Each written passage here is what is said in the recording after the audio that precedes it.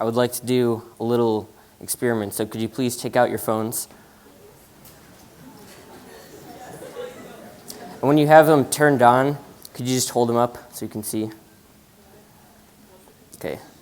Now could you unlock them and pass them to the person to your left?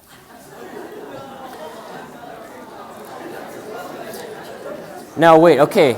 Now when you have your neighbor's phone, just look at their applications, cell phone contacts, emails, browsing history,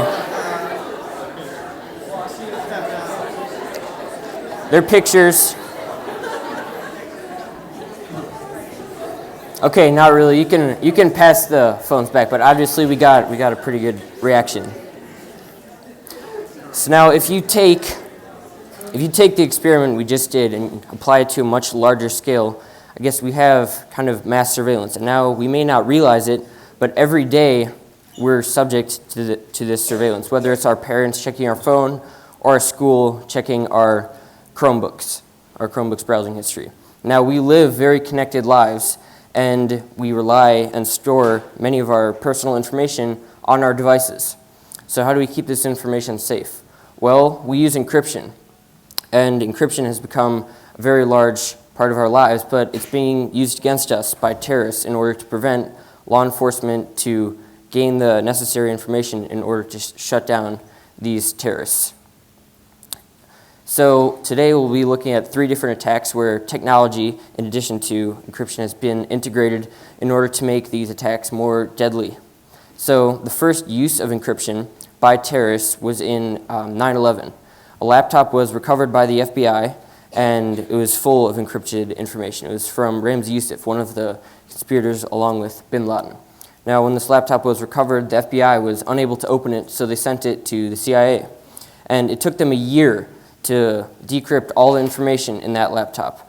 Now, that's a very long time. I mean, we could have used that information much sooner. We could have potentially, detained certain people and just gotten, lots of important details. So basically, if that information had been accessed sooner, we could have been farther, one step ahead of the terrorists.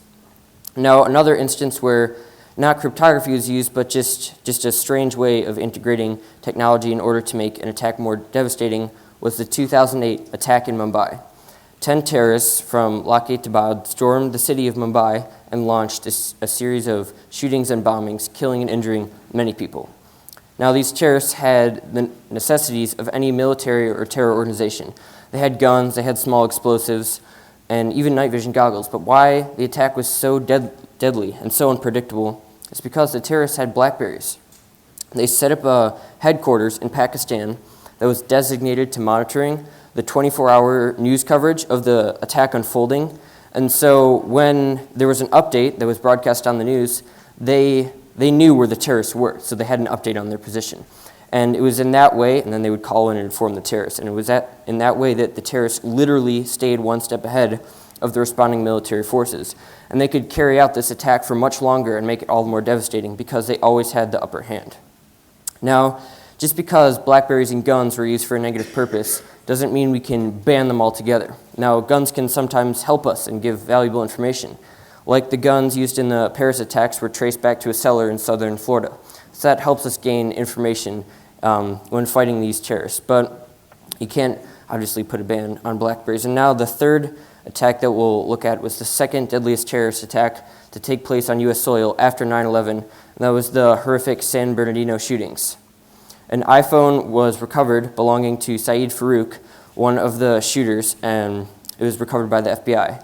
Now, the phone was believed to have lots of sensitive information regarding suspects and just the details on the attack. How was it able, to be carried out so successfully? And so the FBI was unable to get it open, and so was the CIA. For the time being. So they requested Apple's help. Now, Apple did help access some of Farouk's iCloud information, but they refused to unlock the phone. Now, this raises an issue. Does Apple have the right to say no to the FBI? Well, the FBI cited the All Writs Act, which basically states that you have to comply with a government agency if they're asking you to do something. Now, to counter this, Apple cited the All Writs Act, stating that it did not specify about compliance in the digital world. And this argument actually split courts. And for 2 weeks, this was up in the air.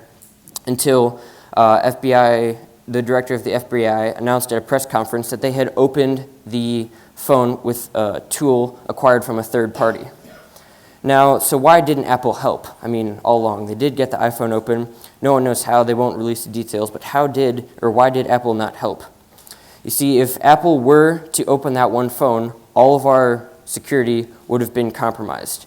They would have to rewrite a new software so they couldn't just break into the security of that one phone and access the information. They would have to create a whole new software that was described by the CEO of Apple, Tim Cook, as the software equivalent of cancer. And cancer is terrible, so this software would be horrible.